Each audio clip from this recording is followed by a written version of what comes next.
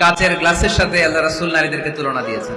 কাচের গ্লাস যেমনি আস্তে রাখি, আস্তে ধরি, আস্তে উঠাই, আমাদের মা বোনদের সাথে যেন আমরা খারাপ আচরণ না করি, আমরা যেন মেজাজ না দেখাই, আমরা যেন মুচকি হাসি দিয়ে কথা বলি। খায়রুকুম খায়রুকুম লিআহলি, তোমাদের মধ্যে আল্লাহর কাছে ওই ব্যক্তি সবচেয়ে সেরা যে তার স্ত্রীর কাছে সেরা।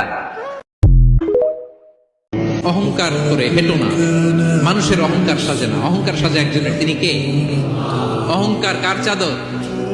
আল্লাহ বলে এই চাদর ধরে যদি কেউ টান দেয় ওরে আমি জাহান্নামে নিক্ষেপ করি, ফালা উবালি, আই ডোন্ট কেয়ার, ওরে আমি জাহান্নামে ফেলবো। অহংকার করার কি আছে আমাদের? কিছুই নাই।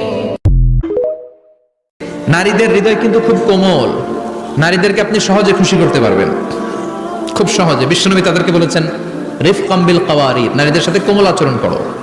নারীদের সাথে কঠিন হলে ওনারা রেগে যাবে, আর নরম হলে গলে যাবে। সুবহানাল্লাহ পড়ে।